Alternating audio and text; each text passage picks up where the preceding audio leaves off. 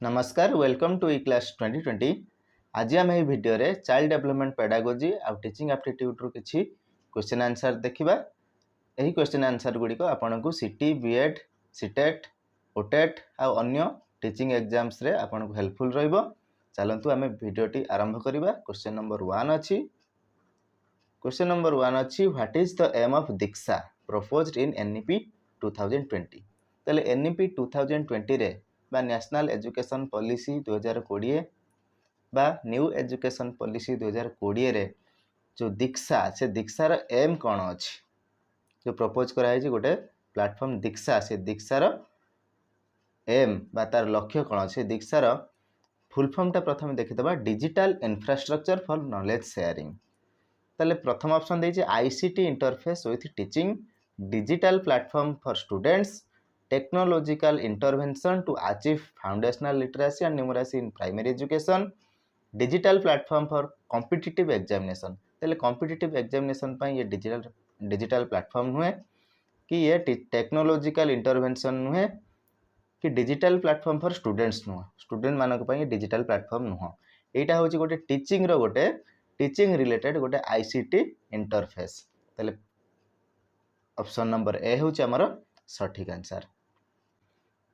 Question number 2 अच्छी the most suitable stage to develop analytical and critical thinking among students is primary level middle school level secondary school level ना senior secondary school level. तले जो गोटे student भितर जो analytical और critical thinking जो develop हुए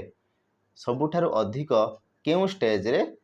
सुइटेबल होता है तामाने केउ स्टेज रे अधिक परिमाण रे कौन होता है एनालिटिकल और क्रिटिकल थिंकिंग डेवलप होता है। ताले हमर चारोटी ऑप्शन अछि से चारोटी ऑप्शन मध्यरु सठिक ऑप्शन टी होची हमर सेकेंडरी स्कूल लेवल। ताले सेकेंडरी स्कूल लेवल रे हमर पिला मानकर एनालिटिकल और क्रिटिकल थिंकिंग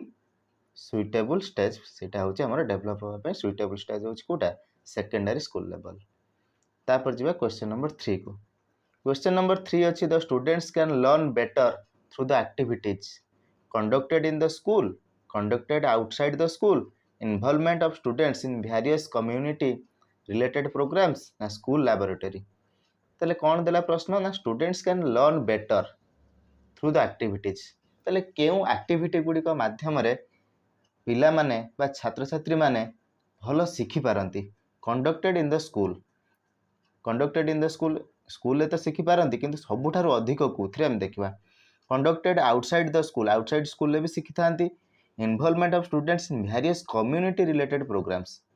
एथिरे मध्ये शिखि थांती। स्कूल लैबोरेटरी मध्ये शिखि थांती किंतु सबुठारु अधिक कोठी शिखि थांती ना involvement of students in various community related programs जो कम्युनिटी रिलेटेड प्रोग्राम्स थ्रू से माने अधिक परिमाण रे शिखि थांती। तापर क्वेश्चन नंबर 4 अछि इन क्लास भी ट्रिपल आई बा class 8 mathematics the concept simple interest is taught fast. तले प्रथम में कौन पढ़ाई थाए ना सिंपल इंटरेस्ट पढ़ा जाय थाए काकू क्लास 8 स्टूडेंट्स को एंड देन आ तापरे the concept compound interest is taught तापरे कौन होता है ना कंपाउंड इंटरेस्ट पढ़ा जाय थाए। This is accordings to the cognitive development of a student ना physical development of a student ना social development of a student ना moral development of a student. तले या द्वारा कौन होता है ना कॉग्निटिव डेवलपमेंट होता है। फिजिकल डेवलपमेंट किसी गुरुत्व बहन करे ना कि सोशल डेवलपमेंट किसी न था कि मोरल डेवलपमेंट किसी न था ताले कौन होता है ना हूँ कॉग्निटिव डेवलपमेंट होता है तार तार संज्ञानात्मक कौन वृद्धि होता है बा डेवलपमेंट घटी थाए। तापरे क्वेश्चन नंबर 5। क्वेश्चन नंबर 5 अच्छी what could be the reason for underachievement of child रो अंडर अचीवमेंट माने कौन जी से हासिल करने कथा जब हासिल न कर पारा ताको आमे कौन कहबा अंडर अचीवमेंट कहबा। ताले तार कारण टी कौन तार रीजन टी कौन ना lack of parent support undesirable environment lack of proper guidance ना पॉवर्टी। ताले कोउटा सबुठारो हमर मुख्य कारण होची लैक ऑफ प्रॉपर गाइडेंस। ताले जदी प्रॉपर गाइडेंस जदी अभाव हबो ताले गोटे पिलाटे कौन रहइबो ना अंडर अचीवमेंट रे रहइबो कोनोसी लर्निंग को से अचीव कर परिबोनी सक्सेसफुली बुझला। तापरे 6 नंबर प्रश्न कहिछि कोन to promote the concrete thinking in mathematics among students which one of the following will be the most appropriate activity. ताले कंक्रीट थिंकिंग प्रमोट करिया पई हेले मैथमेटिक्स रे ताले को एक्टिविटी टाको हमकु करबा को पड़िबो। First teaching the concept of statistics and then teaching the concept of probability ताले एटा तो हबनी। तापरे बी नंबर देखिबा बी देछि first teaching the concept of exponents and then teaching the concept of algebraic expressions ताले ये मध्य हबनी। First teaching the concept of fractions and then teaching the concept of integers ताले प्रथमे आमे कोन करबा ना फ्रैक्शन नो कॉन्सेप्ट सिखेबा तापर आमे कोन करबा ना तापर इंटीजर्स रो कॉन्सेप्ट टाको सिखेबा ताले ऑप्शन नंबर सी होछ हमर सठिक आंसर। क्वेश्चन नंबर 7 अछि capacity to make sense of self and world through action and language is termed as dash ताले एक्शन और लैंग्वेज द्वारा सेल्फ और वर्ल्ड को सेंस करने को से प्रकार कैपेसिटी को आम कौन कहवा ना कम्प्रेhension कहवा अटेंशन कहवा कॉग्निशन कहवा मेमोरी कहवा ताले सठिक आंसर होछ हमर कॉग्निशन ऑप्शन नंबर सी होछ हमर सठिक आंसर। तापर जिबा क्वेश्चन नंबर 8 को a teacher gives 7 to 8 sentences in a jumbled way jumbled way माने कोन असजड़ा भाव रे टीचर कोन करले 7 रु 8 टी कोन वाक्य बा सेंटेंस देले asked the students to construct a story पिला मानु कहले गोटे स्टोरी कंस्ट्रक्ट करिया पई बा गोटे स्टोरी बनेया पई व्हिच एजुकेशनल ऑब्जेक्टिव सी और ही इज टेस्टिंग ताले से जो टीचर ताले से को प्रकार रो शैक्षिक लक्ष्य परीक्षा करचंती एठारे ताले कोन करचंती ऑप्शन नंबर ए अछि नॉलेज कम्प्रेhension एप्लीकेशन सिंथेसिस ताले एठारे कोन होची सिंथेसिस ताले से कोन करची सब 7 जो 7 रु 8 जो जम्बल्ड सेंटेंस अच्छी जो ताले सेगुडा से कोन करची क्रमानुसार ताकू गोटे गोटे करके सजेगी गोटे स्टोरी मेकिंग करची ताले जो स्टोरी मेकिंग कला सेटा कोन कहबा हमें से जो प्रक्रिया रे कला से प्रक्रियाटा होची कोन ना सिंथेसिस ताले से जो सिंथेसिस प्रोसेस टाकू से ऑब्जेक्टिव टाकू टीचर एठारे कोन करचंती ना टेस्ट करचंती पिलार सिंथेसिस केते परिमाण रे अछि। Which one of the following forms the foundation of learning of children up to 8 years of age? ताले कोन देला प्रश्न ना which one of the following forms the foundation of learning of children up to 8 years of age? ताले 8 years of age माने 8 वर्ष बयसर पिला पर्यंत केउ प्रकार रो फाउंडेशन लर्निंग रो केउ प्रकार रो फाउंडेशन ऊपर पिला मानकर फाउंडेशन ऊपर ताले को प्रकार फाउंडेशन कथा बे चली छी हम जानि चंती को प्रकार फाउंडेशन ना होची लिटरेसी फर्स्ट होची कोन लिटरेसी आ गोटे होची न्यूमरेसी जोटा कि एफएलएन को होची फाउंडेशनल लिटरेसी एंड न्यूमरेसी ताले सेही फाउंडेशन कथा को है माने होची गोटे होची लिटरेसी आ गोटे होची न्यूमरेसी एटा होची कोन बेसिक लिटरेसी और बेसिक न्यूमरेसी होबा दरकार ताले ऑप्शन नंबर सी होची हमर सठिक आंसर। तापर जिबा हमें क्वेश्चन नंबर 10 को क्वेश्चन नंबर 10 अच्छी NEP 2020 set target to achieve foundational literacy and numeracy in primary schools ताले हमें जानचंती एफएलएन एटा होची FLN foundational literacy and numeracy primary level रे हिताय क्लास 1 थारु 3 पर्यंत हिताय ताले पिलार बयस केते हितवा दरकार 6 रु 8 वर्ष हितव त माने क्लास 1 ने 6 हितव क्लास 2 रे हितव 7 क्लास 3 रे हितव 8 ताले 1 क्लास रु क्लास 3 पर्यंत हमर एफएलएन अछि ताले सेही टार्गेट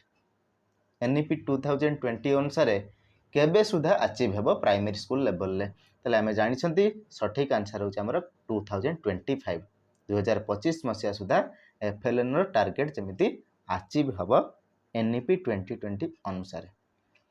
तापरे कहिछि कोन 11 नंबर प्रश्न देखिबा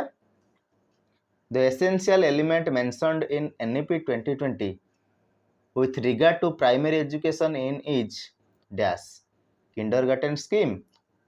functional literacy and numeracy foundational literacy and numeracy ना प्री प्राइमरी एजुकेशन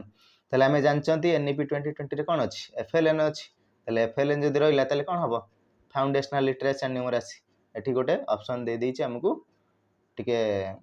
द्वंद्व रे पकेया पई फंक्शनल दैछि फंक्शनल हबन सेटा कोन हबो foundational F for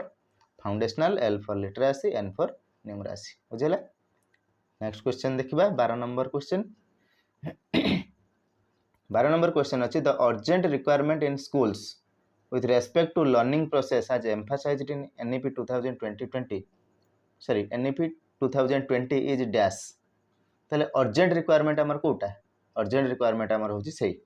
foundational literacy and numeracy सबु सही एफएलएन ऊपर एबे बेसी गुरुत्व दि जाउछि जोटा कि क्लास 1 ठारू क्लास 3 पर्यंत